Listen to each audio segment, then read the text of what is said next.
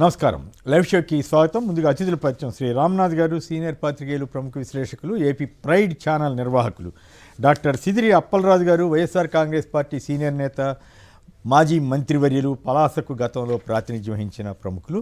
ఇక ఈరోజు ముందుగా ఆంధ్ర వీడియోలు అలాగే ఆంధ్ర వార్తలు చూడటానికి ముందుగా రెండు ఇంట్రెస్టింగ్ తెలంగాణకు సంబంధించి మంత్రి పొన్నం ప్రభాకర్ వర్సెస్ అడ్లూరి లక్ష్మణ్ వీళ్ళిద్దరి మధ్య జరిగిన మాటల ఇది అంటే ఒక మాట జారితే ఎంత ప్రమాదకరమో లేదా ఎంత వివాదాస్పదం అవుతుందో గతంలో కూడా అనేక సందర్భాలు ఇట్లాంటివి జరిగినాయి. ఇప్పుడు తాజాగా తెలంగాణ కాంగ్రెస్లో ఇది ఒక కొత్త వివాదంగా మారి అన్ని పత్రికల్లో బ్యానర్ ఐటమ్లుగా మారింది. ఆ పదం నేను చెప్పడం నాకు ఇష్టం లేదు కాబట్టి నేను ఉచ్చరించట్లేదు. కొన్ని పత్రికలు ఆ పదం కూడా రాసేసాయి. పొన్నం లక్ష్మణ్ రేఖ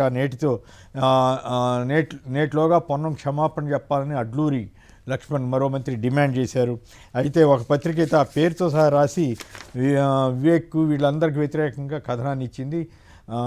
మాజీ వివేక్ వెంకటస్వామి, మరో మంత్రి పొన్నం ప్రభాకర్ గొసగొసలు అనుచిత వ్యాఖ్యలంటూ వార్తలు ఇచ్చారు. అలాగే ఇంకొక ఇంట్రెస్టింగ్ విషయం ఏంటంటే జూబ్లీహిల్స్ ఉప ఎన్నికలో తెలుగుదేశం పార్టీ ఎవరికి మద్దతు ఇస్తుంది? జనరల్గా అయితే ఎన్డీఏలో కూటమి భాగస్వామిగా ఉన్నందున వాళ్ళకి మద్దతు ఇవ్వాలి కదా, ఆటోమేటిక్గా వాళ్ళు అడిగినా అడగకపోయినా మేము వాళ్ళకే మద్దతు అని చెప్పాలి కదా. కానీ ఎవరికి మద్దతు ఇవ్వట్లేదని అధికారిక తెలుగుదేశం పత్రికలే రాశాయి. చంద్రబాబు గారు అన్నట్లుగా ఇది ఎవరికి మద్దతు జూబ్లీహిల్స్లో టీడీపీ దూరం అని అధికారిక తెలుగుదేశం పత్రికే రాసింది. ఎవరికి మద్దతు ఇవ్వరాదని నిర్ణయం, నేతలతో చంద్రబాబు భేటీ.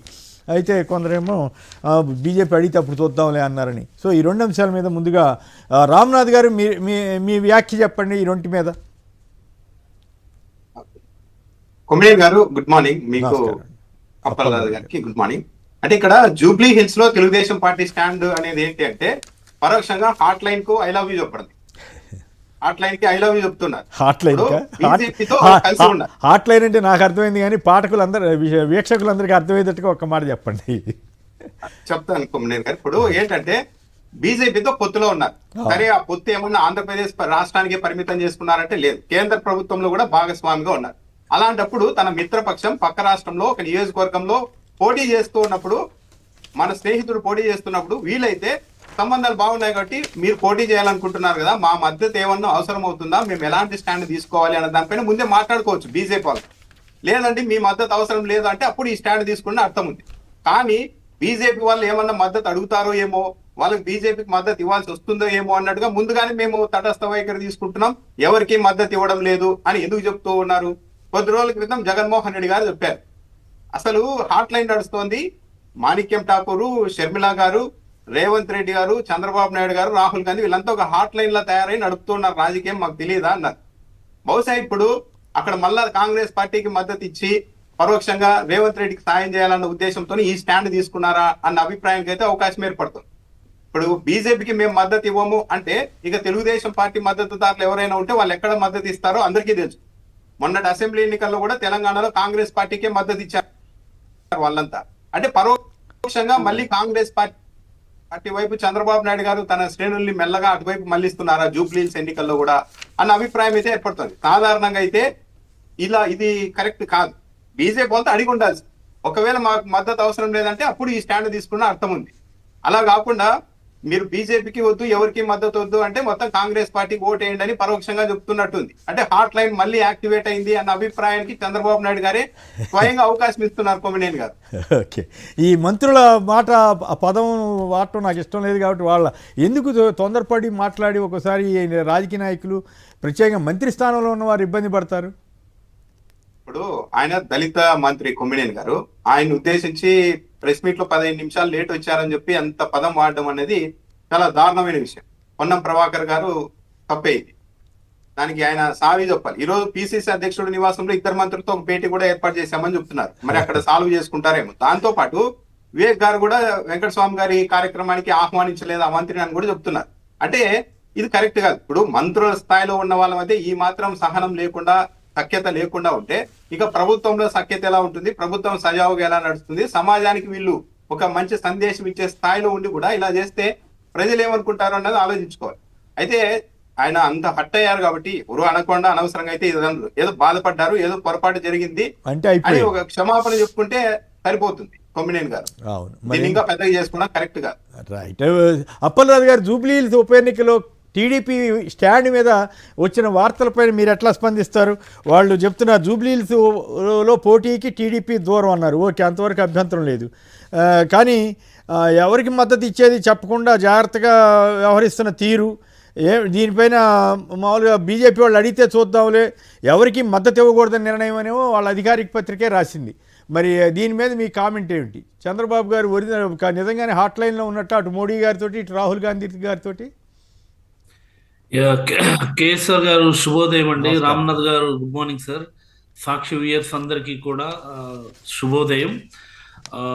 మీరు చాలా మంచి ప్రశ్న అడిగారు కేఎస్ఆర్ గారు. ఇక్కడ తెలుగుదేశం పార్టీ రెండు రకాలుగా ఆలోచిస్తుందని నేనైతే భావిస్తా ఉన్నాను. ఒకటి, బీజేపీతో అలయన్స్ లో ఉన్నారు కాబట్టి ఇన్ కేస్ ఏదైనా బీజేపీ వాళ్ళు సపోర్ట్ అడిగితే ఎంతవరకు ఈ ప్రభుత్వ వ్యతిరేక ఓటుని చీల్చి ప్రభుత్వ వ్యతిరేక ఓటుని ఎంతవరకు చీల్చగలం అన్నటువంటిది ఒక పాయింట్. లేని పక్షంలో ముందస్తుగానే గతంలో మొన్న ఏదైతే వాళ్ళ అసెంబ్లీ ఎన్నికల్లో ఏదైతే కాంగ్రెస్ వాళ్ళకి పరోక్షంగా చాలా బలంగా వాళ్ళు మద్దతు తెలిపారని మనం అనుకుంటున్నాము, అదే మాదిరి ముందస్తుగానే మేము తటస్థంగా ఉందాం అనుకుంటున్నాము, ఎవరికి సపోర్ట్ ఇవ్వడం లేదని చెప్పి ఇది ముందస్తుగా వాళ్ళు పలకాల్సినటువంటి అవసరం లేదు, బయటకు చెప్పాల్సిన అవసరం లేదు. ఎందుకంటే ఇక్కడ ఎవరు కూడా తెలుగుదేశం స్టాండ్ ఏంటి అన్నటువంటిది ఎక్కడ చర్చ లేదు. అలాగే తెలుగుదేశం వాళ్ళు మాకు సపోర్ట్ చేయండి అని ఎవరు అడిగింది లేదు. అసలు తెలంగాణలో ఈ పార్టీ గురించి మాట్లాడుకునేటటువంటి పరిస్థితే లేదు. అలాంటప్పుడు ఊరికే భుజాలు తడుముకొని మేము ఇలా ఉంటాం మేము అలా ఉంటాం అనుకొని చెప్పాల్సినటువంటి అవసరం లేదంటే ఒక స్ట్రాటజిక్గా వాళ్ళకు ఉన్నటువంటి చిన్న పిసర 4 ఓట్లు ఏవైతే ఉంటాయో, ఏదైతే ఆ చిన్న పార్టీ గతం నుంచి ఉన్నటువంటి ఫాలోవర్స్ లేకపోతే ఇంకోటి అన్నటువంటిది దాన్ని ఏదో ఒక పార్టీ అంటే ఓపెన్ గానే చెప్పొచ్చు, కాంగ్రెస్ వాళ్ళకి దాన్ని బలం చేకూర్చే విధంగా చర్యలు తీసుకుంటున్నారు, ముందస్తుగానే వాళ్ళ భుజాలు తడుపుకుంటున్నారని భావించవచ్చు. అయితే నేనైతే నిన్న మార్నింగ్ నుంచి దీనిపైన ఎందుకు అసలు అక్కడ ఎవడు అడుగుతున్నాడు, ఎవడు అడిగాడు, ఎవడు మాట్లాడుతున్నాడు దాని గురించి, వీళ్ళెందుకు అన్నెసెసరీగా చర్చ? ప్రధానంగా పోటీలో ఉన్న బీఆర్ఎస్ వాళ్ళు కానీ కాంగ్రెస్ వాళ్ళు కానీ లేకపోతే బీజేపీ వాళ్ళు ఇంతవరకు వాళ్ళకే క్లారిటీ లేదు, క్యాండిడేట్ ఎవరు అన్నటువంటి దాని మీద వాళ్ళకే పెద్ద డిస్కషన్ లేదు. ఊరికే ఇదేదో మేము గేమ్ చేంజర్స్ అని ఎవరికాడు భుజాలు తడుపుకొని మాట్లాడుకోవడం అనేది ఏంటంటే ఓవర్ ఎక్స్పెక్టేషన్. అలాగనే అయితే కాదు మోడీ గారిని అంతంత మాట్లాడితే కాంగ్రెస్ కి మేలు చేస్తూ మోడీ గారిని అంతంత మాట్లాడినప్పుడే పెద్ద సీరియస్ గా తీసుకోలేదు, బీజేపీ వాళ్ళు ఫీల్ కాలేదు. కాబట్టి ఇప్పుడు ఇటువంటి పెద్ద బీజేపీ వాళ్ళేమో అటువంటి ఏం పట్టించుకోరేమో అని అనుకోవాల్సిందే. చూద్దాం మరి ఏం జరుగుద్దో. ఎన్డీఏలో భాగస్వామిగా ఉంటారంట, ఇక్కడ మాత్రం మద్దతు ఎవరికి ఇవ్వరంట. అంటే కాంగ్రెస్కి తన పాత స్నేహితుడికి తన స్నేహితుడికి శిష్యుడికి మద్దతు ఇవ్వాలనే ఆలోచనతో ఉందనే అభిప్రాయం సహజంగానే కలుగుతుంది. ఇక ఏపీ వార్తల్లోకి వెళ్లే ముందు వీడియోలు చూద్దాం. వార్తలు చూసుకుంటూ చర్చ నడుపుదాం.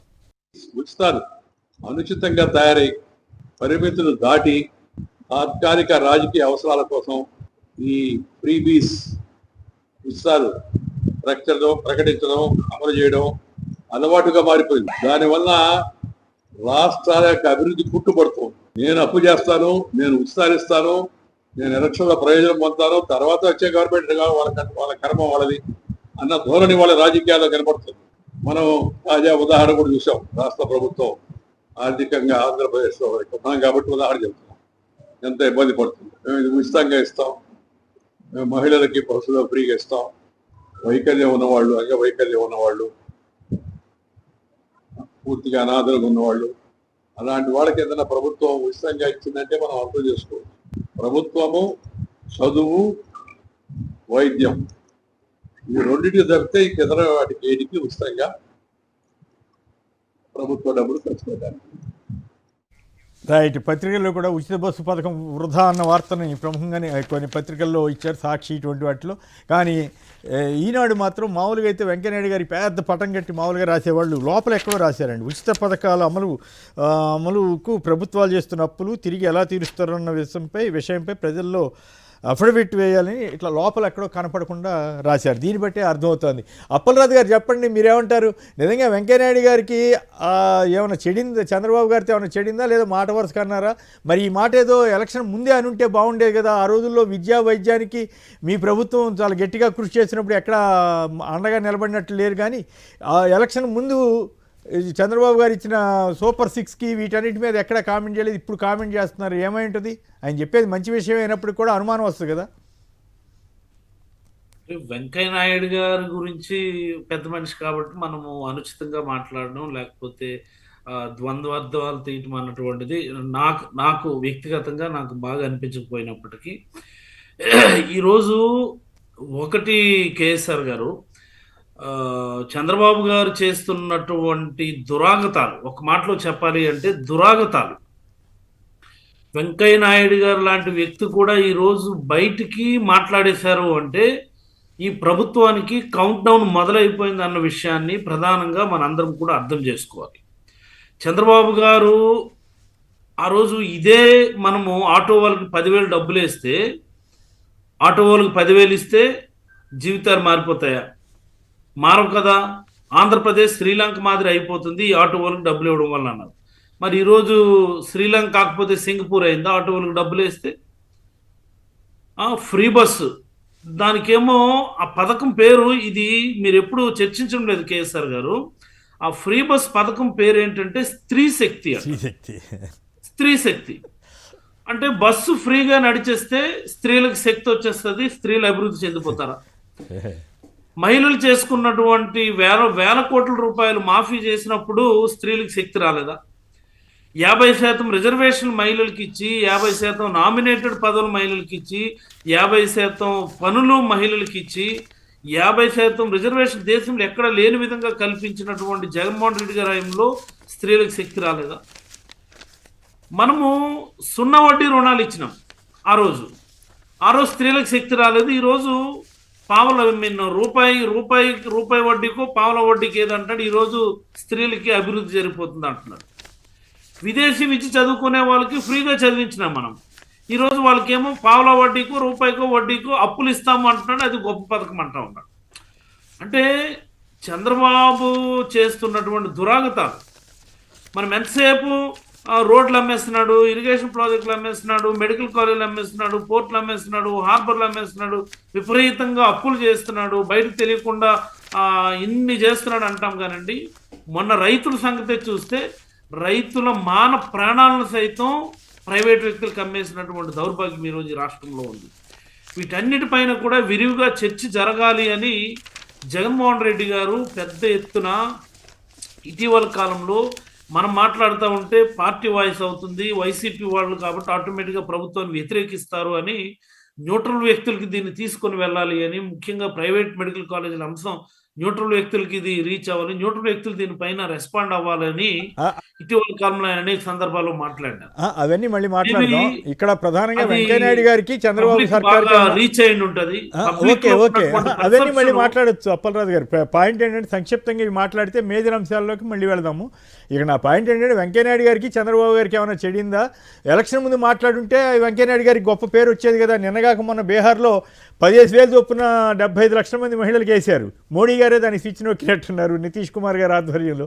మరి వీటన్నింటినీ దృష్టిలో పెట్టుకున్నారా లేకపోతే ఏమిటి అనేది దాని మీద ఇప్పుడు చర్చ. అంత తప్పితే మిగతా అంశాల మీద మళ్ళీ వెళదాం. రామ్నాథ్ గారు మీరేమంటారు? కొమ్మినేని గారు, ఇప్పుడు రాష్ట్రం పట్ల దేశం పట్ల వెంకయ్య నాయుడు గారి చిత్తశుద్ధిని అయితే శంకించాల్సిన అవసరం లేదు, గొప్ప వ్యక్తి. కానీ ఇబ్బంది ఏంటంటే ఆయన ఎప్పుడైతే వీటన్నింటినీ అడ్డుకునే స్థానంలో ఉన్నప్పుడు, యాక్టివ్ పాలిటిక్స్ లో ఉన్నప్పుడు సహజమైన ఒక సగటు రాజకీయ నాయకుల్లాగా వ్యవహరించి ఇప్పుడు ఆట నుంచి రిటైర్ అయ్యి గట్టు మీద కూర్చొని మీరు అలా చేయొద్దండి ఇలా చేయొద్దండి అనడం వల్ల ఇబ్బందులు వస్తున్నాయి. వెంకయ్య నాయుడు గారు యాక్టివ్ పాలిటిక్స్ లో ఉన్నప్పుడే నరేంద్ర మోడీ గారు అనేక హామీలు ఇచ్చారు. ఇంటికి 15 లక్షల రూపాయలు ఇస్తామని చెప్పారు. అప్పుడు అది తప్పు కదా అని అనలేదు వెంకయ్య నాయుడు గారు. ఈ రోజు కూడా వెంకయ్య నాయుడు గారు ఎందుకు డైరెక్ట్ చెప్పొచ్చు కదా, పలానా వ్యక్తి పలానా ప్రభుత్వం పలానా చోట తప్పు చేస్తోందని డైరెక్ట్ గా చెప్పకుండా ఇంకా జనరలైజ్ ఎందుకు చేస్తూ ఉన్నారన్నది ఒక ఆందోళన కలిగించే అంశం. ఇప్పుడు మెడికల్ విద్యా వైద్యాన్ని ఫ్రీగా ఇవ్వాలి అన్నారు. మరి మెడికల్ కాలేజీలు 17 మెడికల్ కాలేజీలు ప్రైవేట్ పరం చేస్తుంటే 10 మెడికల్ కాలేజీలు ఇది తప్పు. చంద్రబాబు నాయుడు గారు ఈ అంశాన్ని విరమించుకోండి అని వెంకయ్య నాయుడు గారు ఒక్క మాట చెప్తే చంద్రబాబు నాయుడు గారు పునరాలోచన చేసే అవకాశం ఉంటుంది. దానికి చెప్పడం లేదు. ఫిరాయింపుల గురించి కూడా మాట్లాడారు, కానీ ఫిరాయింపుల గురించి అడ్డుకోవాల్సిన స్థానంలో ఉన్నప్పుడు అడ్డుకోలేకపోయారు. నలుగురు తెలుగుదేశం పార్టీ ఎంపీలు, ఏ పార్టీ వాళ్ళైనా సరే, బీజేపీలోకి వెళ్తున్నప్పుడు అంగీకరించారు. అదే ఇంకో శరద్ యాదవ్ ఆయన్ని విత్ ఇన్ డేస్ లోనే అనర్హత వేటు వేసేశారు. అంటే అడ్డుకోవాల్సిన స్థానంలో ఉన్నప్పుడు అడ్డుకోలేదు. పైగా మీరు ఇందాక చెప్పినట్టు కొమ్మినేని గారు, ఎన్నికల ముందు చంద్రబాబు నాయుడు గారు అనేక హామీలు ఇస్తున్నప్పుడు వెంకయ్య నాయుడు గారు లాంటి వాళ్ళు కన్సర్న్ ఆందోళన వ్యక్తం చేయాల్సింది, ఇది కరెక్ట్ కాదు కదా అని.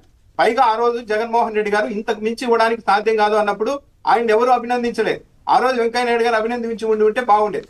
అంతా అయిపోయిన తర్వాత, పవర్ లేక్ వచ్చిన తర్వాత, ఇప్పటికే సూపర్ 6 లో 2 హామీల్ని చంద్రబాబు నాయుడు గారు పూర్తిగా పక్కన పెట్టిన తర్వాత వెంకయ్య నాయుడు గారు లాంటి వాళ్ళు వచ్చేసి ఇవన్నీ కరెక్ట్ కాదు అని చెప్తున్నప్పుడు సగటు మనిషిలో ఒక ఆందోళన, అభిప్రాయం ఏంటంటే ఓకే, మరి ఇంకున్న స్కీములు కూడా ఎత్తేయడానికి మళ్ళా ఏమన్నా ప్రజల్లో చైతన్యం నింపే పేరుతో మళ్ళీ కొత్త ప్రణాళిక ఏమన్నా తెరపైకి తెచ్చారా అన్న ఆందోళన కూడా కలిగే అవకాశం ఉంటుంది.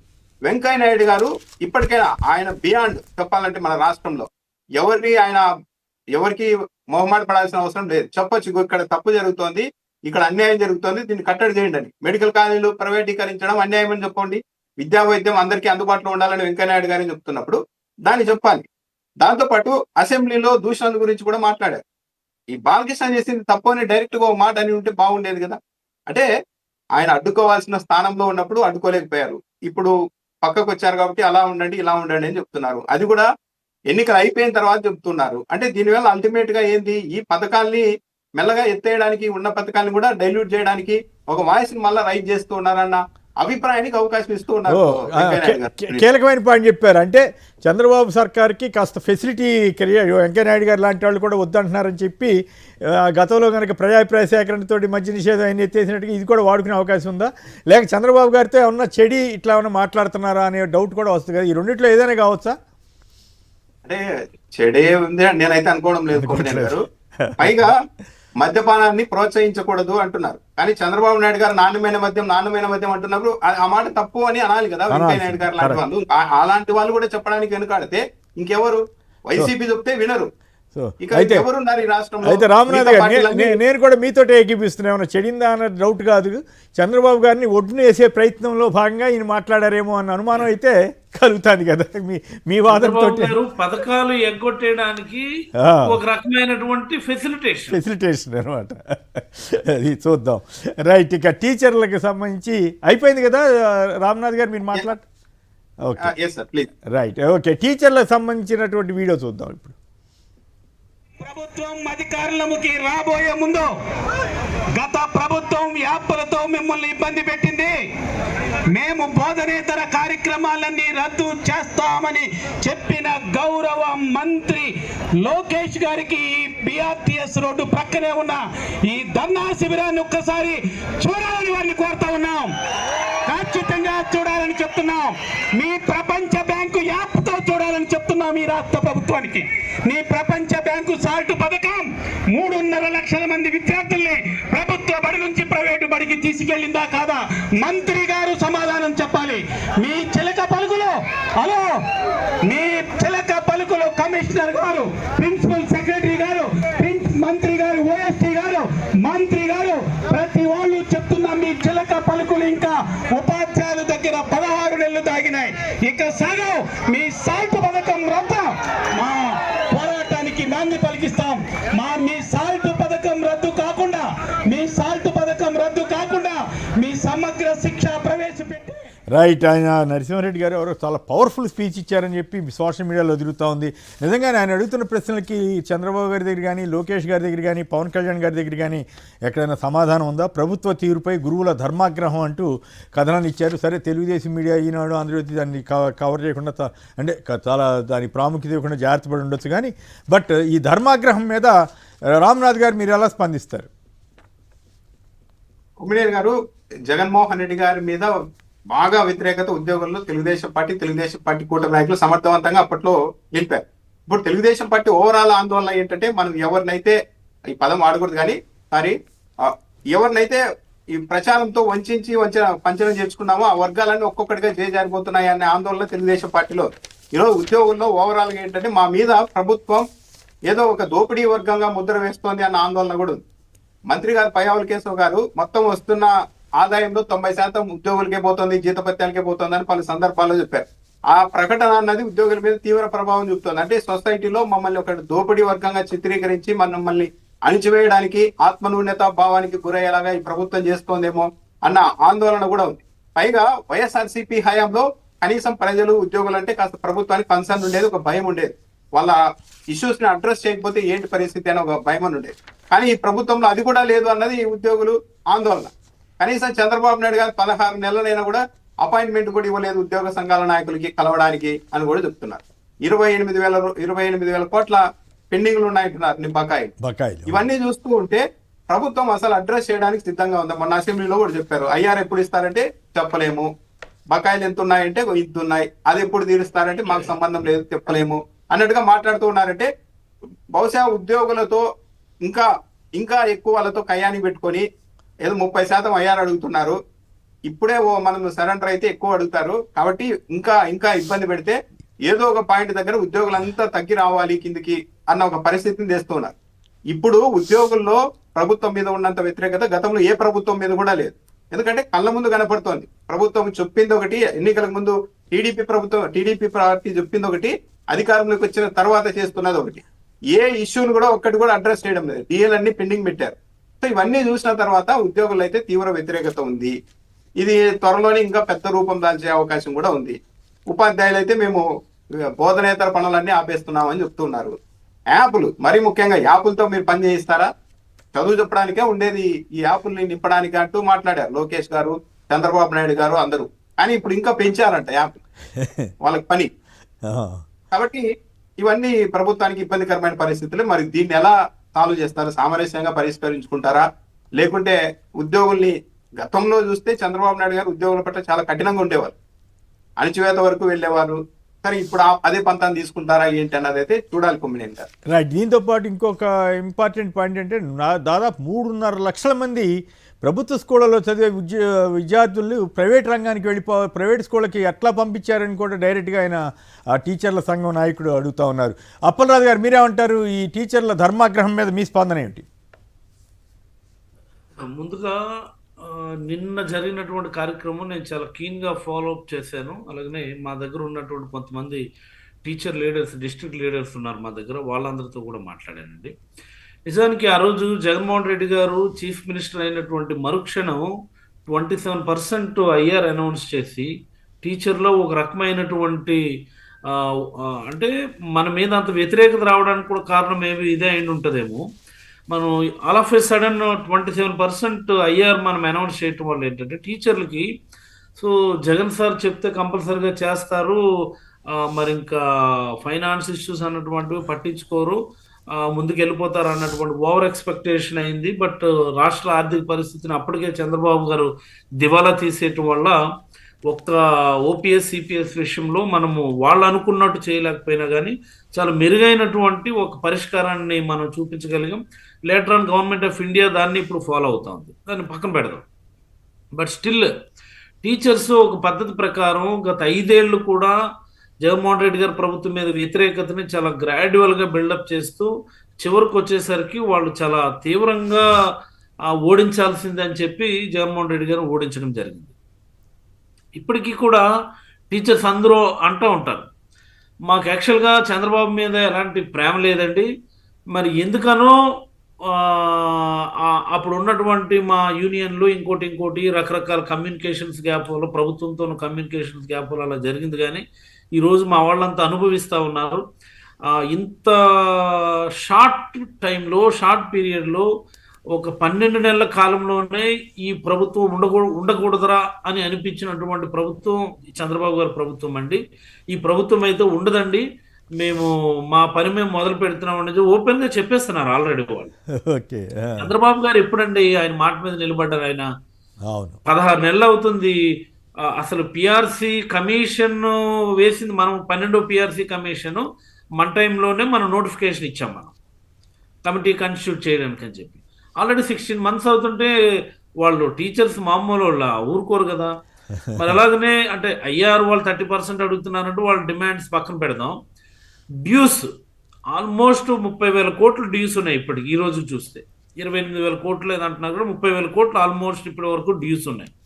ఒక్క డిఏ ఇవ్వలేదు. ఇదిగో ఇస్తాను అదిగో ఇస్తానని చెప్పి ఆర్థిక మంత్రి చెప్తున్నటువంటి మాటలు వాళ్ళకి క్రిస్టల్ క్లియర్గా పిక్చర్ అయితే టీచర్స్కి అర్థమైంది.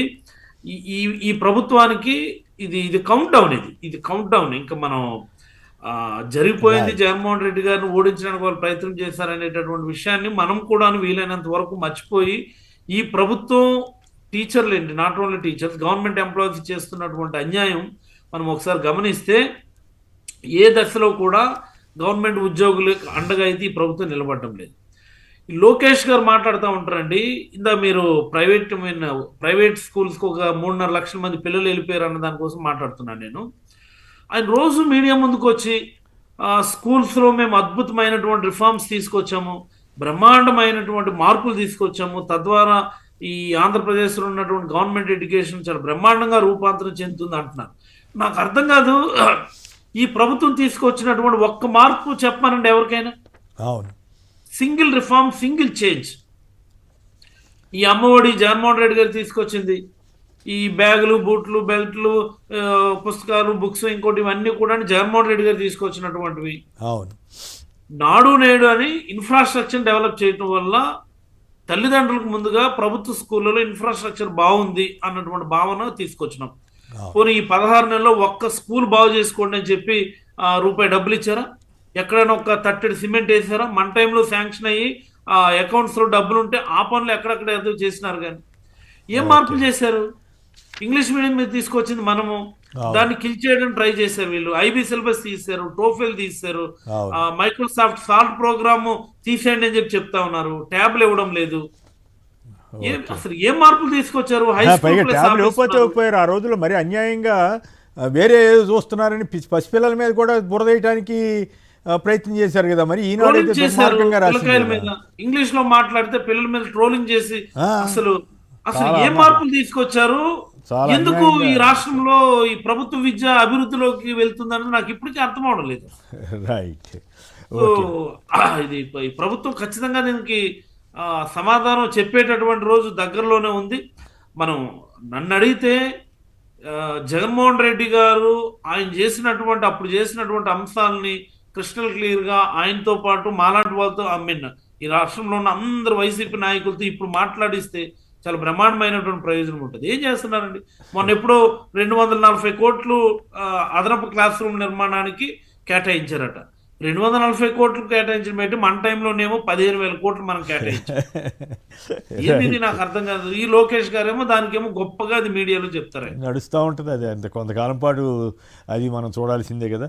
రాజధానిలో మరో దోపిడీకి స్కెచ్. ఈ వార్త చదివారు కదా రామ్నాథ్ గారు, చాలా ఇంట్రెస్టింగ్గా ఉంది. మొత్తం కాంట్రాక్టర్లకి అప్పచెప్పేస్తారట. ఇప్పుడు ఆ భూములు పలహారంగా మారతాయా లేక అది ఒక స్ట్రాటజీ కింద మంచిదేనా? మీరేమంటారు? ఇప్పుడు కొమ్మినేని గారు అక్కడ ఎన్టీఆర్ విగ్రహంతో పాటు రోప్వే, ఐకానిక్ బ్రిడ్జ్ వీటి కట్టే వాళ్ళకు కూడా కాంట్రాక్టర్లకు భూములు ఇస్తారని చెప్తున్నారు. మరి ఎన్ని 100 ఎకరాలు ఇస్తారో ఏమో తెలియదు. దాంతో పాటు అవన్నీ కట్టిన తర్వాత వాళ్ళకి తిరిగి ఆదాయం లేకపోతే ఆ గ్యాప్ ఫండింగ్ కింద మళ్ళీ రాష్ట్ర ప్రభుత్వమే డబ్బులు ఇస్తుందంట. ఇప్పుడు సాధారణంగా ప్రైవేట్ వ్యక్తులకు భూములు అప్పగిస్తే ప్రభుత్వాలు వాళ్ళు వెంటనే వెళ్ళి బ్యాంకులో పెట్టి లోన్ తెచ్చుకుంటారు. ఇక్కడ కూడా ఆ ఫెసిలిటీ ఇస్తూ ఉన్నారు. తీసుకెళ్లి బ్యాంకులో పెట్టుకొని లోన్ తెచ్చుకొని కట్టుకోవచ్చు. మరి కొంతమంది బ్యాంకులో లోన్లు తీసుకున్న తర్వాత ఇంకేం చేయకుండా వదిలేస్తూ ఉంటారు. అప్పుడు పరిస్థితి ఏంటి అంటే ఎక్కడా కూడా చూడండి, ప్రైవేటు వ్యక్తులకు, ప్రైవేట్ కాంట్రాక్టర్లకు ఒక్క రూపాయి కూడా నష్టం కానీ, ఒక్క కేజీ బరువు కానీ పడకుండా రాష్ట్ర ప్రభుత్వం జాగ్రత్త పడుతుంది. ఇది అన్ని ఇప్పటికీ అక్కడ అమరావతి రైతుల ఆందోళన ఏంటంటే వాళ్ళకి ఇస్తా ఉన్న ఫ్లాట్ ఇప్పటికీ కూడా రెడీ చేయలేదు. కొంతమంది తెలియక అమాయకంగా ఏదో ఒక బుక్ లాగా మొత్తం నిబంధనలు అన్ని తెస్తే మన చంద్రబాబు నాయుడు గారు కానీ సంతకాలు పెట్టేశారు. కొంతమంది రైతులు చెప్తున్నారు ఒక్కొక్కరి 1000 గజాలు ఒకే చోట ఉంటే బాగుంటుందని చెప్పి 1000 గజాలు కూడా తీసుకున్న వాళ్ళు ఉన్నారు. ఇప్పుడు కుమారులంతా విడిపోతూ ఉంటే ఫ్యామిలీలో దాన్ని స్ప్లిట్ చేద్దామని అధికారుల దగ్గరికి వెళ్తే ఎక్కడో బుక్ లో లోపల ఉన్న ఒక నిబంధన చూపిస్తున్నారు. ఈ నిబంధన ప్రకారం మీరు ఎలా తీసుకున్నారో అలాగే పెట్టుకోవాలి, దీన్ని విడగొట్టడానికి స్ప్లిట్ చేయడానికి లేదు అని చెప్తున్నారు. ఇప్పుడు ఒక సాధారణ రైతు 1000 గజాల భూమిని ఒక్కరే పెట్టుకోవాలనుకుంటే ఏం చేసుకుంటారు? అంటే పరోక్షంగా రైతుల్ని కూడా అక్కడ నుండి తరిమేయడానికి ఇంకా అమ్మేసుకొని పోయేలాగా చేస్తూ ఉన్నారా? ఎక్కడా కూడా రైతుల గురించి అవన్నీ ఒక ఎత్తు అయితే, ఇప్పుడు ఈ కొత్త సిస్టమ్ తీసుకొచ్చి కాంట్రాక్టర్లకే ఇవ్వటం మీ దృష్టికి వచ్చే ఉంటుంది. నేను తాజాగా సుప్రీంకోర్టు ఒక ఆర్డర్ ఇచ్చింది. తిరునల్వేలిలో కరుణానిధి గారి విగ్రహాన్ని పెట్టాలని స్టాలిన్ గారి ప్రభుత్వం ప్రయత్నం చేస్తే అసలు మీరు ఎట్లా పెడతారు, మీ పార్టీకి సంబంధించినటువంటి ఫౌండర్స్ విగ్రహాలు గవర్నమెంట్ ఖర్చుతో అని చెప్పి వ్యతిరేకించింది. మరి అది ఆ రూల్ ఇక్కడ ఏపీలో వర్తిస్తుందో లేదో, నేనైతే పెట్టినా నాకేం అభ్యంతరం లేదు, పెట్టకపోయినా అభ్యంతరం లేదు. కానీ బట్ మరి ఆ సుప్రీంకోర్టు జడ్జిమెంట్ ఇక్కడ ఎన్టీఆర్ విగ్రహానికి భారీ ఎత్తున 300 కోట్లు ఖర్చు పెట్టి చేస్తున్నారని ప్రచారం అయితే జరుగుతుంది కదా, అది కరెక్ట్ అయితే మరి అన్ని వందల కోట్లు పెట్టి పార్టీ పరంగా అయినా పెట్టుకోవచ్చు కదా. సరే ఏ పార్టీ అయినా సరే, ఆ పార్టీ ఈ పార్టీ అనే కాదు, సుప్రీంకోర్టు గైడ్లైన్స్ నేపథ్యంలో ఈ ప్రస్తావన తీసుకొస్తున్నాను రామ్నాథ్ గారు. ఇక మనం మెడికల్ కాలేజీల ప్రైవేటీకరణపై ప్రజా ఉద్యమం అంటున్న జగన్ గారు, అలాగే జగన్ గారి పర్యటనను అడ్డుకోవడానికి చేస్తున్న ప్రయత్నాలు, కన్నబాబు మధ్య శ్రీనివాసరావు తీవ్ర స్థాయిలో మండిపడిన వైనం, అమర్నాథ్ గారు ఎట్టి పరిస్థితిలో జరుగుతుందని చెబుతున్న వైనం, అలాగే మిగతా ఈ కల్తీ మద్యం, ఇది దారుణంగా ఎల్లో మీడియా దాన్ని కవరప్ చేయడానికి చేస్తున్న ప్రయత్నాలు, వీటన్నిటి మీద చర్చలోకి వెళదాం. ప్రధాన అంశాలకు వెళ్ళడానికి ముందుగా కొన్ని ఇంట్రెస్టింగ్ విషయాలు మీ దృష్టికి తీసుకొస్తాను. మోహన్ బాబు యూనివర్సిటీని మూసేయండి, ఆ బాధ్యతలు ఎస్వీకి అప్పగించండి. విద్యార్థుల నుంచి 26 కోట్ల అదనపు వసూళ్లు, సర్టిఫికేట్లు ఇవ్వకుండా వేధింపులు, 15 రోజుల్లో అదనపు ఫీజు వెనక్కి ఇవ్వాలని ఉన్నత విద్యా కమిషన్ సంచలన ఉత్తర్వులను ఇచ్చారు. ఇది మరి కాలేజీ నిజంగా చేసుంటే తప్పే ఉండొచ్చు కానీ, బట్ మూసేసి దాకా ఎందుకు వెళ్తున్నారు? ఇదేమైనా మోహన్ బాబు మీద కక్ష సాధింపా, లేదా ఆయన తప్పు చేశాడు కాబట్టి ఎవరికైనా ఇట్లాగే రూల్ ఉందా అనేది నాకు తెలియదు. కానీ బట్ ఇదైతే డౌట్ వస్తుంది, మోహన్ బాబు మీద ఏమైనా కక్ష సాధింపు కోసం ఈ కూటమి సర్కారు ఏమైనా చేస్తుందా అనే ఒక డౌట్ వస్తుంది. అయితే ఆయన తప్పు కూడా చేసి ఉండాల్సింది కాదు. విశాఖకు రైడ్ అయినంటే 1000 మెగావాట్ల డేటా సెంటర్ వ్యవహారం అంటూ భారీ ఎత్తున 87,000 కోట్లు పెట్టుబడులు వస్తాయని చెప్పి ఈనాడు వాళ్ళు భారీ ఎత్తున రాశారు. నిజంగా వస్తే సంతోషమే. మరి గతంలో అదాని డేటా సెంటర్ వస్తుంటే ఎన్ని రకాలుగా వీళ్ళు ఎల్లో మీడియా రాసిందో మీకు తెలుసు. బీపీసీఎల్కు 6,000 ఎకరాలు ఇస్తారు, రామాయంపట్నం ఓడరేవు సమీపంలో కేటాయింపు అంటూ మరొక వార్త. ఈ రోజు దాదాపు ఏడాది నుంచి వస్తూనే ఉంది ఆ ప్రాజెక్టు. ఇక ఈయన ఎవరో నేను రాజకీయంగా పవన్ కళ్యాణ్కి మద్దతు ఇచ్చానంటూ తాను ఫలానా కులం అని చెబుతూ జగన్ గారు మెడికల్ కాలేజీల విషయంలో చాలా జగన్ గారే కరెక్టు. కాలేజీ విద్యార్థులు ప్రైవేట్ మెడికల్ కాలేజీ విద్యార్థుల నుంచి రోగుల వరకు అడుగుపెట్టడం కష్టమే ప్రైవేట్ కాలేజీలు అంటూ ఈయన ఒక ఆయన ఎవరో, నేను జనసేన అభిమాని కానీ ఈ విషయంలో మాత్రం జగన్ ప్రభుత్వం మంచి పని చేసింది ఆ రోజుల్లో అని చెప్పి, ఆయన పేరేంటో మరి మురళీకృష్ణ అంట, ఆయన పెట్టారు. తర్వాత బ్యాలెట్ నిర్వహించారంట, ఇది ఒక ఇంట్రెస్టింగ్ ఇది. దాంట్లో టీడీపీ, జనసేన, బీజేపీ కూటమికి ఓటు మద్దతు ఇస్తున్నామన్న వాళ్ళు 24% అట, వైఎస్ఆర్ కాంగ్రెస్కి ఏకంగా 72% అట, కాంగ్రెస్కి 3% అట, ఇతరులకి 1% అంట. సో ఈ రకంగా కూడా ఈ 1,00,000 మంది 1,10,000 మంది అభిప్రాయాలు చెప్పారట ఈ ఆన్లైన్లో. చెప్తే వాళ్ళలో 72% మంది వైఎస్ఆర్ కాంగ్రెస్కి అనుకూలంగా ఉన్నారనేది, అంటే ప్రభుత్వం మీద వ్యతిరేకత ఇప్పుడు ఏదో అయిపోద్దని కాదు కానీ బట్ ట్రెండ్ అట్లా ఉంది అనేదే పాయింట్. ఇక మెడికల్ కాలేజీల ప్రైవేటీకరణపై ప్రజా ఉద్యమం చేస్తామని జగన్ గారు అంటున్నారు. అయితే జగన్ గారి పర్యటనను అడ్డుకోవడానికి పోలీసులు కానీ ప్రభుత్వం కానీ ప్రయత్నం ఖచ్చితంగా చేసి తీరుతామని వైసీపీ నేతలు చెబుతున్నారు. మద్యం ఆదాయం బాబు మాఫియాకే అని జగన్ గారు నిన్న తీవ్రస్థాయిలో మండిపడ్డారు. మరోవైపు ఈ మద్యం కేసుని కప్పిపుచ్చడం కోసం ఎల్లో మీడియా నగ్నంగా బయటకు వచ్చింది అనేటువంటి పరిస్థితి. దానికి ముందు నకిలీ మద్యానికి 4 బలయ్యారని వార్త ఇచ్చింది. ఇదే అసలు ఎన్ని వేల మంది అప్పుడు డిస్టిలరీలు సరఫరా చేస్తేనే 30,000 మంది చనిపోయారని ప్రచారం చేశారు కదా, మామూలు నాసిరకం ఇదని. ఇప్పుడు ఏకంగా కల్తీ తెలుగుదేశం వాళ్ళు కల్తీ ప్లాంట్లే పెట్టేశారు. మరి ఎన్ని వేల మంది చనిపోయి ఉండాలి, ఎన్ని లక్షల మంది దీని ఎఫెక్ట్ గురై ఉండాలి, అప్పలరాజు గారును రామ్నాథ్ గారు చెప్తారు. ఇక దీన్ని కవర్ చేయడానికి మహిళీ చరిత్ర జగన్ది, ఆళ్ళది, ఏళ్ళది, అట్లాగే 2.5 ఏళ్ల నుంచి ఈ నకిలీ మద్యం తయారవుతుంది. నకిలీ మద్యం కేసులో స్థానిక నేత అరెస్టుకు రంగం సిద్ధం, అంటే వీళ్ళకి ముందు సమాచారం, వీళ్ళ పర్మిషన్ తీసుకుని చేస్తారు కాబోలు. సో ఈ రకంగా కవరప్ చేయటం ఎంత దుర్మార్గం అవుతుందా కాదా, ఈ 2 అంశాల మీద వెళదాం. రైట్, ముందుగా ఈ మెడికల్ కాలేజీలు ప్రజా ఉద్యమంగా మార్చడానికి జగన్ గారు ఒక షెడ్యూల్ కూడా అనౌన్స్ చేశారు. ఏ రకంగా గ్రామ స్థాయి నుంచి ఏ రకంగా చేయాలనే దాని మీద ముందుగా సంక్షిప్తంగా దీని మీద మాట్లాడిన తర్వాత మద్యం అంశంలోకి వెళ్దాం. రామ్నాథ్ గారు చెప్పండి, జగన్ గారి టూర్ని అడ్డుకోవడానికి జరుగుతున్న ప్రయత్నాలు కానీ ఇవన్నీ అనిపిస్తుంటే ప్రభుత్వం మరీ డిఫెన్స్లో పడిపోయినట్లు అనిపిస్తోందా? కొమ్మినేని గారు, జగన్మోహన్ రెడ్డి గారు అక్కడికి వెళ్తే ఈసారి అక్కడ విశాఖపట్నం పర్యటనలో అక్కడ అనకాపల్లికి వెళ్లే దారిలో చాలా వర్గాలు వచ్చి జగన్మోహన్ రెడ్డిని కలవబోతున్నాయి అన్న సమాచారం ఉంది. అందుకే ఆయన్ని రోడ్డు మీద వెళ్ళడానికి కూడా చేయాలి అన్న ప్రణాళికతో పోలీసులు ఉన్నారని చెప్తున్నారు. విశాఖ స్టీల్ ప్లాంట్ ఉద్యోగులు కావచ్చు, రైతులు కావచ్చు, ఆ బల్క్ డ్రగ్ పార్క్ సంబంధించి వీళ్ళంతా జగన్మోహన్ రెడ్డిని కలవడానికి వస్తున్నారు, పెద్ద ఇష్యూ అవుతుందన్న ఉద్దేశంతోనే పోలీసులు ఈ పని చేస్తున్నట్టుగా ఉన్నారు. విశాఖపట్నం సిపిఐ అయితే రోడ్డు మార్గంలో 12 కిలోమీటర్లు అంటే విశాఖపట్నంలో వెళ్ళడానికి ఇచ్చారు. అనకాపల్లి ఎస్పీ మాత్రం రోడ్డు మార్గంలో రావడానికి వీల్లేదు అంటున్నారు. ఎందుకు చెప్తున్నారు? విజయ్ కార్యక్రమంలో 40 మంది చనిపోయారు, అలాంటివి జరగచ్చు. ఈ రోజు కాదు వీళ్ళు. జగన్మోహన్ రెడ్డి గారు ప్రతిపక్షంలోకి వచ్చిన ప్రతిసారి ఆయన పర్యటనకు అంటే చాలు ఏదో ఒకటి అడ్డు చెప్తూనే ఉన్నారు. కానీ చంద్రబాబు నాయుడు గారు, పవన్ కళ్యాణ్ గారు, నారా లోకేష్ గారు మేము ఆటోలో వెళ్తాము అంటే మొత్తం ప్రధాన రహదారులన్నింటినీ బ్లాక్ చేసి 14 కిలోమీటర్లు వెళ్లేలాగా అన్ని డ్రోన్ కెమెరాలు పెట్టి మరీ రికార్డ్ చేస్తారు. జగన్మోహన్ రెడ్డి వస్తే జనం వస్తారు కాబట్టి మేము పర్మిషన్ ఇవ్వమని చెప్పడం అనేది ఎంతవరకు సమంజసం? పైగా డైరెక్ట్ గా వెళ్ళిపోండి ఆటికి అని పోలీసులు ఎలా చెప్తున్నారు? ఉత్తరాంధ్రలో వెదర్ కూడా సరిగా లేదని చెప్తున్నారు. ఇలాంటి సమయంలో హెలికాప్టర్ లో వెళ్ళండి అని పదే పదే పోలీసులు చెప్పడం పైన వైఎస్ఆర్ కాంగ్రెస్ పార్టీ నాయకులు కూడా అభ్యంతరం తెలుపుతూ ఉన్నారు. కాబట్టి ఈ పర్యటనని అలా వదిలేస్తే వాళ్ళ పర్యటన వాళ్ళు చేసుకుంటారు. ఇలా అడ్డంకులు సృష్టించడం వల్ల ప్రతి పర్యటనలోనూ చివరకు మళ్ళీ ప్రభుత్వము పోలీసులే చెడ్డ పేరు తెచ్చుకుంటున్నారు. ఎన్ని ఆంక్షలు విధించినప్పటికీ కూడా పబ్లిక్ వస్తున్నారు, వైసీపీ వాళ్ళు భారీగా వస్తున్నారు. కాబట్టి అనవసరమైన ప్రయత్నాలు చేయడం కూడా కరెక్ట్ కాదు. పోలీసులను ఎక్కువ ఇన్వాల్వ్ చేయడం కూడా.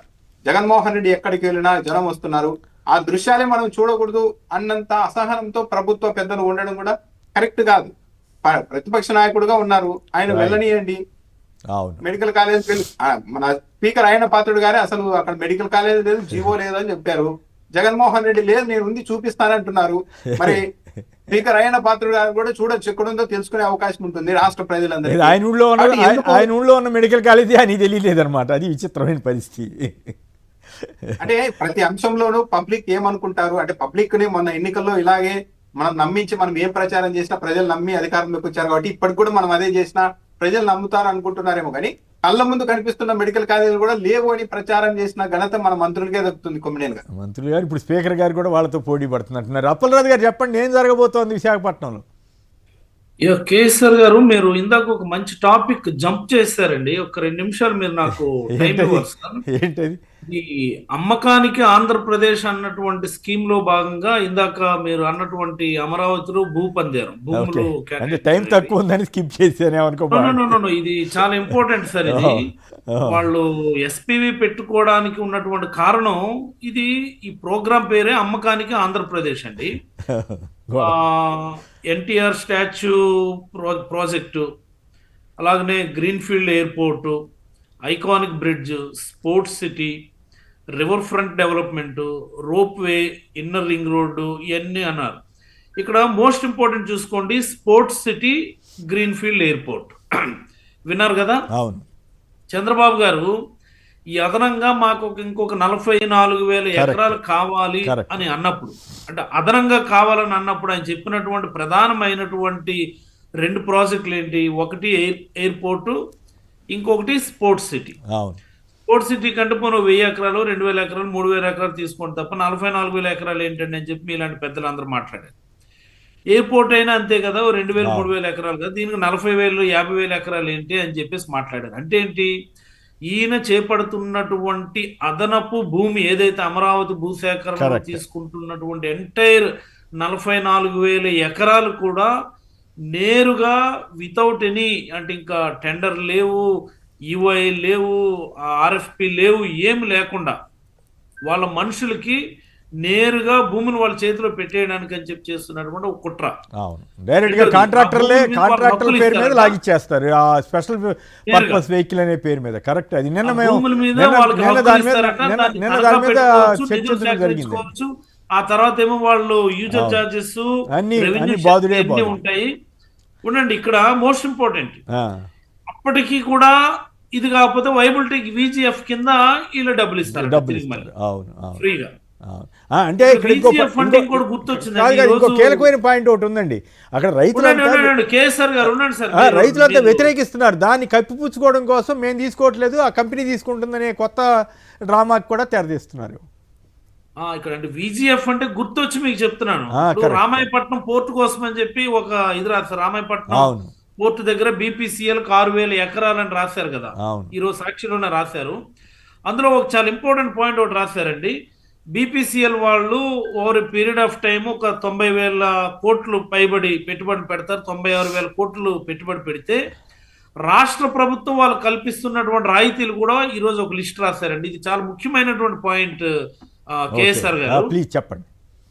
ఒరిజినల్ గా ఈ పెట్రోకెమికల్ అండ్ రిఫైనరీ కాంప్లెక్స్ అనేది మన హక్కు అండి. ఏపీ రీఆర్గనైజేషన్ యాక్ట్ కీలకమైన పాయింట్ చెబుతున్నారు. ఇన్కార్పొరేట్ చేశారు. మిమ్మల్ని అభినందించాలి అప్పలరాజు గారు ఈ విషయాన్ని మీరు బయటికి తీసుకొస్తున్నందుకు. Okay, carry on. ఇది మన హక్కు, అవును, ఇది హక్కుగా మనకు రావాల్సినటువంటిది. అప్పుడు ఎప్పుడో 2017లోనే హెచ్పిసిఎల్ వాళ్ళు ఈ గెయిల్ ఆధ్వర్యంలో మన స్టేట్ గవర్నమెంట్ తో ఎంఓయూ కూడా చేశారు బందర్ దగ్గర. ఆ తర్వాత అప్పటి నుంచి కూడాను రకరకాల డెలిబరేషన్స్ జరుగుతున్నాయి. కేంద్ర ప్రభుత్వం ఆ రోజు అడిగింది ఏంటి, మనకి మన నేరుగా జగన్ సార్ కూడా 3 సార్లు వెళ్ళారు పెట్రోలియం శాఖ మంత్రి దగ్గరికి, ప్రధానమంత్రి గారి దగ్గర. మా దగ్గర ఈ పెట్రోకెమికల్ అండ్ రిఫైనరీ కాంప్లెక్స్ పెట్టండి అన్నప్పుడు వాళ్ళు, మీరు VGF ఒక 5,600 కోట్లు మీరు డబ్బులు ఇవ్వాలా, వైబిలిటీ గ్యాప్ ఫండ్ కింద ఒక 5,400 కోట్లు మీరు పెట్టాలి, ప్లస్ ల్యాండ్ పెట్టాలి అంటే, VGF మేమెందుకు ఇవ్వాలండి, అది మా హక్కు, పెట్రోకెమికల్ కాంప్లెక్స్ మీరు పెట్టాలన్నటువంటిది ఆ యాక్ట్లో ఉంది, చట్టంలో ఉంది, చట్ట ప్రకారం మీరు పెట్టండి.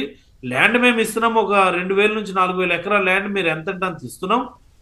ఇవి కాకుండా స్టేట్ గవర్నమెంట్స్ ఇచ్చేటటువంటి ఇన్సెంటివ్స్, లేకపోతే SGST రిటర్న్ చేయటము, లేకపోతే ఎలక్ట్రికల్ సబ్సిడీలోను, ఇంకోటి వాటన్నిటి సబ్సిడీస్ ఇస్తున్నాం కాబట్టి అవన్నీ ఇంచుమించుగా మీరు చెప్పినటువంటి VGFకి రీచ్ అవుతాయి.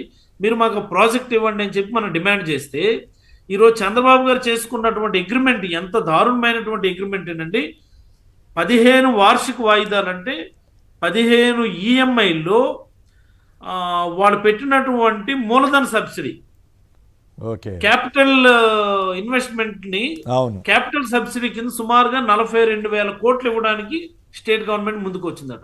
మరి ఇందులో కేంద్ర ప్రభుత్వం పెడుతున్న పెట్టుబడి ఏంటి నాకు అర్థం కాదు. ఇందులో అవును, మన హక్కు అది. అవును, ఇది చాలా మేజర్ ఇష్యూనే మీరు రేజ్ చేశారు అప్పలరాజు గారు. ఏమంటారు రామనాథ్ గారు? కరెక్టే కదా అప్పలరాజు గారు చెప్పిన క్యాపిటల్ సబ్సిడీ మనం యాక్ట్ ప్రకారం నేరుగా పెట్టుబడులు పెట్టాలి. బాగా చెప్పారు, చాలా బాగా చెప్పారు రామనాథ్ గారు. 42,000 కోట్లు మనము క్యాపిటల్ సబ్సిడీ కింద మనం ఇవ్వడం అంటే ప్రతి సంవత్సరం సుమారు 3,000 కోట్లు ఇవ్వాలట. అవును, చాలా కీలకమైన point. Electrical subsidy, SGST return చేయటం, ఇవన్నీ కలిపి సుమారుగా 72,000 కోట్లు వాళ్ళకి మన సబ్సిడీల కింద ఇస్తే 90,000 కోట్లు గవర్నమెంట్ ఆఫ్ ఇండియా వివిధ దశల్లో పెట్టుబడి పెడుతుందండి. ఏం జరుగుతుందండి రాష్ట్రంలో? ఈ రాష్ట్రంలో పెట్టుబడులు తీసుకొచ్చేటటువంటి పద్ధతి ఏమన్నా ఉందా?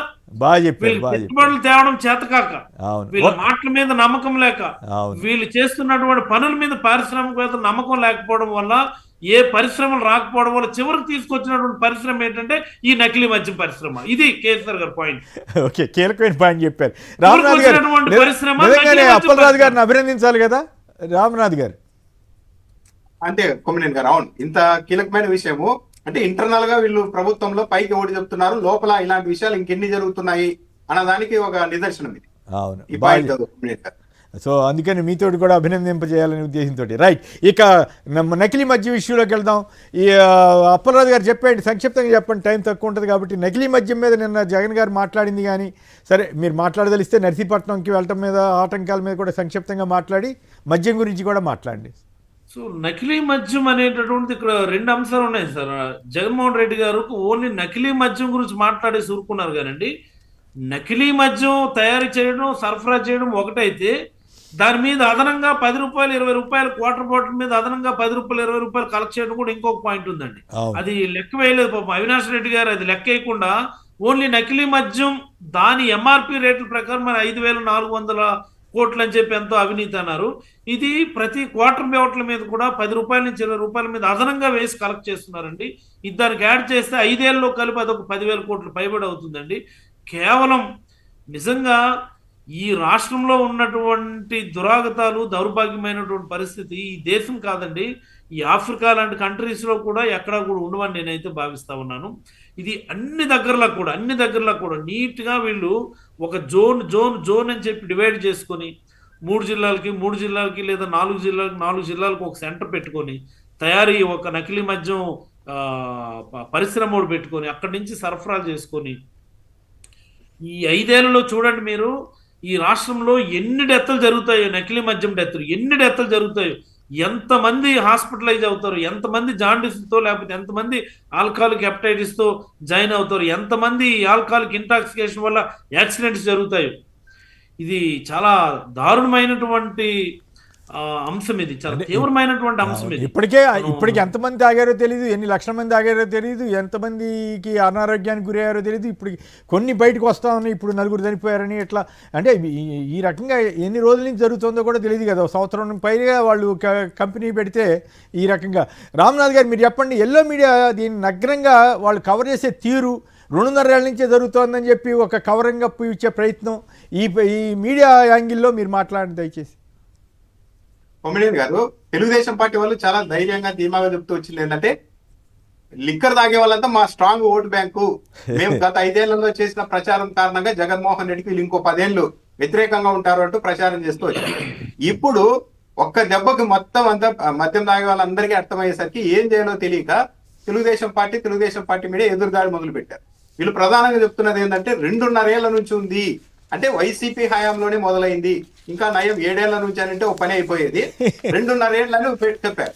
2.5 ఏళ్ళు అంటే కొమ్మినేని గారు ఇక్కడ బాగా గమనించాల్సిన అంశం ఏంటంటే, జగన్మోహన్ రెడ్డి గారి హయాంలో ఎక్కడా కూడా బెల్ట్ షాపులు లేవు, ప్రైవేట్ మద్యం దుకాణాలు లేవు, ప్రభుత్వ మద్యం దుకాణాలే. ప్రభుత్వ మద్యం దుకాణాల్లో ఇష్టానుసారం ఇట్లా ఎక్కడంటే అక్కడ తయారు చేసుకుని వచ్చి అమ్ముకోవడానికి అవకాశమే లేనే లేదు. పాయింట్ 1. 2.5 ఏళ్ల క్రితం నుంచి ఉంది అని అంటున్నారు అంటే, గత 16 నెలల నుంచి కూడా మేము ఈ మద్యాన్ని వీళ్ళతో తాగిస్తున్నామని మీడియానే అంగీకరిస్తాం, తెలుగుదేశం పార్టీ మీడియానే. పైగా ఇక్కడ ఇంకా బాగా గమనించాల్సిన అంశం ఏంటంటే, ఇది 2.5 ఏళ్ల నుండి నడుస్తున్నప్పుడు 16 నెలలుగా రాష్ట్ర ప్రభుత్వం ఏం చేస్తాం? ఇదే విషయం బయటకు వచ్చిన తొలి రోజే ఇదే పత్రికల్లో ఏం రాశారు అంటే, ఆందోళన చెందాల్సిన అవసరం లేదు, ఈ పరిశ్రమ అన్నది, ఈ ఫ్యాక్టరీ అన్నది మహా అంటే 4 రోజుల క్రితం నుంచి మొదలైందని చెప్తున్నారంటూ చెప్పారు. ఎందుకు చెప్పారు ఆ రోజు? ఇది కూడా పెద్ద ఇష్యూ కాకపోయి ఉంటే ఎస్, ఈ ఫ్యాక్టరీ 4 రోజుల క్రితం పెట్టారు, అప్పుడే కనిపెట్టేశారు, అయిపోయింది అని కవర్ చేసేవారు. కానీ ఇది పెద్ద ఇష్యూ అయిపోవడం, దీని మూలాలు జిల్లాలకు విస్తరించి ఉన్నాయన్న వ్యవహారం అంతా బయటకు వచ్చేసి తెలుగుదేశం పార్టీకి సంబంధించి భారీగా నష్టం జరుగుతూ ఉండడంతో, లేదు ఇది ఇప్పుడు కాదు, వైసీపీ హయాంలో కూడా జరిగింది, కాబట్టి మేమొక్కరమే కాదు వైసీపీ వాళ్ళ పాత్ర కూడా ఉంది అని చెప్పి ఈ వ్యవహారాన్ని న్యూట్రలైజ్ చేయడానికి తెలుగుదేశం పార్టీ మీడియా ప్రయత్నాలు చేస్తోంది. ఈ మొత్తం ఎపిసోడ్ లో బాగా గమనిస్తే ప్రభుత్వం ఎంత బాధ్యతారహితంగా ఉంది అన్నదానికి కొమ్మినేని గారు, బెల్ట్ షాపుల గురించి ఎక్కడా మాట్లాడటం లేదు. బెల్ట్ షాపులు అన్నవి ఇల్లీగల్, కానీ ఇంత జరిగిన తర్వాత కూడా ఈనాడు పత్రికలోనే రాశారు, జిల్లా ఎడిషన్ లో తమ్మల్లపల్లి నియోజకవర్గంలో 1000 బెల్ట్ షాపులకు నిరంతరాయంగా ఈ నకిలీ మద్యాన్ని సప్లై చేశారు అని. అంటే బెల్ట్ షాపులు ఉండడం కారణంగానే, బెల్ట్ షాపుల మీద ఎవరికి నియంత్రణ ఉండదు కాబట్టి ప్రైవేట్ వ్యక్తులు తయారు చేసుకొని బెల్ట్ షాపుల ద్వారా అమ్ముకుంటున్నారన్న వ్యవహారం బయటకు వచ్చిన తర్వాత రాష్ట్ర ముఖ్యమంత్రి గారు చేసిన మొదటి పని ఏంటి? బెల్ట్ షాపులు ఎక్కడే కానీ లేకుండా చేస్తామని కనీసం ఇప్పటికైనా చెప్పాలి. కనీసం మీడియా అయినా ముఖ్యమంత్రి గారిని ప్రశ్నించాలి, బెల్ట్ షాపుల వల్ల జరుగుతుంటే మీరు బెల్ట్ షాపుల గురించి ఎందుకు మాట్లాడరు అని. దాదాపు 1,00,000కు పైగా బెల్ట్ షాపులు ఉన్నాయని వాళ్ళే ధృవీకరిస్తూ ఒకవైపు దాని గురించి మాట్లాడడం లేదు అంటే, తెలుగుదేశం పార్టీకి అనుకూలమైన పేరున్న మీడియా సంస్థలు అన్ని కూడా మన వాళ్ళవే బెల్ట్ షాపులు సంపాదించుకొని వాళ్ళంతా ధనవంతులు అయితే మంచిదే కదా అని పరోక్షంగా ఎంకరేజ్ చేస్తూ ఉన్నట్టే కదా. చూస్తూ ఉన్నాడు చంద్రబాబు నాయుడు గారు, మళ్ళీ రేపో ఎల్లుండో ఏదో ఒక మీటింగ్ లో ఆయన జరుగుతున్న పరిణామాలను లెక్క చేయరు. మళ్ళీ మేము ఈ ప్రభుత్వంలోనికి ప్రభుత్వం వచ్చిన తర్వాత మీకు నాణ్యమైన మద్యం సప్లై చేస్తున్నాం, అవునా కాదా తమ్ముళ్ళు అని మళ్ళీ అడుగుతారు ఆయన. అవునా కాదా అని అడుగుతారు. ఇదేమి సంబంధం లేదు మాకు అన్నట్టుగా వ్యవహారం నడుపుతున్నారు. జయచంద్రారెడ్డి, పెద్దిరెడ్డి రామచంద్రారెడ్డి అని అంటారు. మరి ఎలా టికెట్ ఇచ్చారు? సరే, ఇప్పుడు ఇంకా కొత్త పాయింట్ ఏంటంటే, ఒక విచక్షణ కూడా కోల్పోతున్నారు తెలుగుదేశం పార్టీ మీడియా అనడానికి నిదర్శనం ఏంటంటే, ఆయన ఎన్నికల్లో డబ్బు కూడా ఖర్చు పెట్టలేదు, వైసీపీ అభ్యర్థి గెలుపు కోసం పనిచేశారని చెప్తున్నారు. అంటే డబ్బులు ఖర్చు పెట్టారా మిగతా నియోజకవర్గాల్లో తెలుగుదేశం పార్టీ అభ్యర్థులంతా? అంటే ఈ విషయాలన్నీ బయటికి చెప్తున్నారు. సరే, ఆయన తెలుగుదేశం పార్టీకి అనుకూలంగా పనిచేసి ఉంటే, డబ్బులు ఖర్చు పెట్టకపోతే, ఈ విషయం ఇప్పుడు ఈ లిక్కర్ కుంభకోణం బయటకు వచ్చిన తర్వాతనే బయటకు వచ్చింది కొమ్మినేని గారు. మరి 16 నెలల పాటు అదే నియోజకవర్గానికి జయచంద్రారెడ్డి గారిని ఇన్ఛార్జ్ గా ఎలా కంటిన్యూ చేశారు? అక్కడ సురేందర్ నాయుడు అనే ఆయన ఉన్నారు. అంటే ఇదంతా ఏంటంటే, ఈ భారీగా మింద పడిపోయింది, ఏమీ చేయలేని పరిస్థితుల్లో పరోక్షంగా వైఎస్ఆర్సీపీ సాయం కోరుతున్నారు. మీరు కాస్త అంటించుకోండి బుడద, మేము కొద్దిగా బయటకు వస్తాము, మేము చాలా ఊపిరాడలేని పరిస్థితి వచ్చిందని పరోక్షంగా వైఎస్ఆర్ కాంగ్రెస్ పార్టీ లాగే ప్రయత్నం చేస్తున్నారు, మమ్మల్ని పైకి లాగండి అని. బాగుంది. ఏంటి అప్పలరాజు గారు, మీరు కూడా ఆ బురద మీ మీద వేయడానికి వాళ్ళు చేస్తున్న ప్రయత్నాలు మీరు ఎట్లా అడ్డుకుంటారు? రామ్నాథ్ గారు ఇందాక చెప్పినటువంటి పాయింట్ చాలా మంచి పాయింట్ అండి. గతంలో ఉన్నటువంటి జగన్మోహన్ రెడ్డి గారి హయాంలో ఉన్నటువంటివన్నీ కూడా గవర్నమెంట్ షాప్స్. గవర్నమెంట్ షాప్స్ లో ఇలిసిట్ లిక్కరు అనాథరైజ్డ్గా అమ్మేటటువంటి అవకాశం లేదు, ఆస్కారం కూడా ఉండదు. And most important, belt shops అన్నటువంటివి జీరో మన హయాం. సో అందుకని నకిలీ మద్యం మనకు అంటించడానికి వాళ్ళు ప్రయత్నం చేస్తే వాళ్ళ గొయ్యిని వాళ్ళు తవ్వుకున్నట్టే. గత 2 ఏళ్ళకి ఇది జరుగుతుందని వాళ్ళు కమిట్ అయ్యారు అంటే ఈ గవర్నమెంట్ వచ్చినప్పటి నుంచి నిరాటంకంగా అండర్ సూపర్విజన్, ఇది please mark my word KSR గారి, this was being executed under supervision. ఆయన వాళ్ళ అబ్బాయి సూపర్విజన్ లో జరుగుతున్నటువంటి, చాలా పక్కాగా ఎగ్జిక్యూట్ అవుతున్నటువంటి ఒక పని ఇది అని మనందరం కూడా అర్థం చేసుకోవాలి. ఇది ఇప్పటికి బయటపడినాయి, అక్కడ 3-4 దగ్గర మన బయటపడ్డాయి. బయటపడినటువంటివి కొన్ని వందలు ఉంటాయి ఇలాంటి కుటీర పరిశ్రమలు. కాబట్టి ఇది ఇంత ఘోరం అంటే అంతే. మరి చంద్రబాబు గారి యొక్క విశ్వరూపం, ఆయన ఇది చివరి టర్మ్ కాబట్టి ఆయన విశ్వరూపాన్ని ఆయన ప్రదర్శిస్తున్నాడు. ప్రజలందరూ కూడా అర్థం చేసుకుని ప్రజల్లో మార్పు రావాలి, ప్రజల్లో ఇది బాగా చర్చ జరగాలని నేనైతే కోరుకుంటాను. అయితే ఫైనల్గా చెప్పండి, ఈనాడు ఆంధ్రజ్యోతి ఇంత బాహాటంగా నగ్నంగా ప్రజల్లో తిరుగుతాయని మీరు ఎప్పుడైనా ఊహించారా? నిన్న ఆయన అసలు ఆ టీవీ5, మీరు టీవీ5 ఒకటి చెప్పడం లేదు, వద్దండి, వద్దా మరి సాంబశివరావు గారు మాట్లాడుతున్నారు. ఆ పేర్లు ఎందుకు తీయటం అనవసరంగా, లేకుండా మాట్లాడితే మరి విషయం ఏం లేదు. టీవీ5 సాంబశివరావు అన్న ఆయన మాట్లాడతారు. వీళ్ళంతా వైసీపీ నుంచి వచ్చినటువంటి, వైసీపీ నుంచి టీడీపీలోకి వచ్చినటువంటి నాయకులు కాబట్టి కావాలని వైసీపీ వాళ్ళ కింద మనం కన్సిడర్ చేయాలా అంటాడు. కావాలని ఇదంతా వైసీపీ వాళ్ళ ఖాతాలో వేసేయాలంటాడు.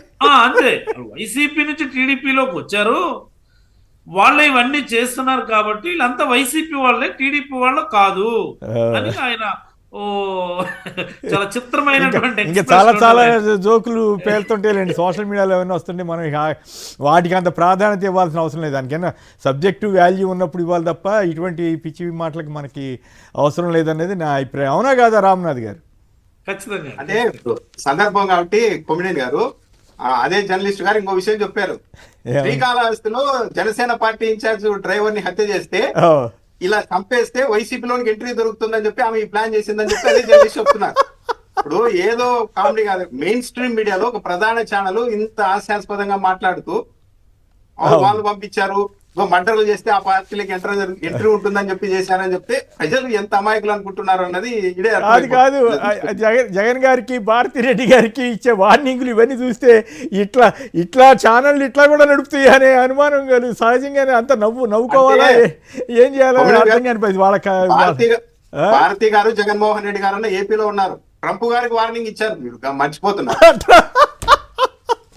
వాళ్ళ ఇష్టం, వాళ్ళ మేనేజ్మెంట్కే శాల్యూట్ చేయాలి ఇట్లా నడుపుతున్నందుకు. వాళ్ళ కంపెనీ వాళ్ళ ఇష్టం అనుకోండి. అయితే చాలామంది ఎంజాయ్ చేస్తున్నారు, భలే ఉంది కామెడీ, వాళ్ళు ఏం కామెడీ చెబుతారు అని చాలా అంత అసహ్యంగా మాట్లాడుకుంటున్నా కూడా వాళ్ళు ఏమి ఫీల్ కావట్లేదు, సిగ్గుపట్టలేదు. అది బాధాకరం. రైట్, వీళ్ళైతే ఇంత నగ్నంగా తిరగటం కాదు. ఎస్, ఏ పార్టీ అధికారంలో ఉన్నప్పటికి కూడా ఇలాంటి సమస్యలు వచ్చినప్పుడు ఖచ్చితంగా వ్యతిరేకించాలి, తప్పని చెప్పాలి. అది సమాజానికి మేలు చేసినట్లు అవుద్ది. కానీ ఈనాడు ఆంధ్రజ్యోతి ఇటువంటి తెలుగుదేశం మీడియా ఇప్పుడు సమాజానికి తీరని ద్రోహం చేస్తున్నాయి. రాజకీయ పార్టీలు ఎట్లన్నా ఉండొచ్చు, ప్రభుత్వాలు ఎట్లా ఉండొచ్చు, కానీ మీడియా చాలా ధర్మంగా ఉండాల్సినటువంటి టైంలో, ప్రజల్ని కాపాడవలసిన టైంలో వేలాది మంది ఇట్లాంటి స్పిరిట్ తాగారనేటువంటివి అనుమానాలు వస్తున్న తరుణంలో ఈ జాగ్రత్తలు చెప్పవలసినటువంటి మీడియా ఇంత దుర్మార్గంగా పాపంగా నగ్నంగా తిరగటం అయితే చాలా బాధాకరం. వాళ్ళు మారతారని మనం అనుకునే పరిస్థితి కూడా కనపడటం లేదు. అబద్ధాలకు అలవాటు పడిపోయారు, ఇలా నగ్నంగా తిరిగినా కూడా మాకేం అవ్వదని సిగ్గుపడడం అనే పరిస్థితికి వెళ్తున్నారు కొన్ని మీడియా సంస్థలు. అలా వెళ్లకుండా ఉంటే మంచిదని చెప్పడం తప్ప మనం ఏం చేయగలుగుతాం. రైట్, రామ్నాథ్ గారు, డాక్టర్ సిదిరి అప్పలరాజు గారు, అందరికి కూడా ధన్యవాదాలు. ఇది నేటి చర్చా కార్యక్రమం. నమస్కారం.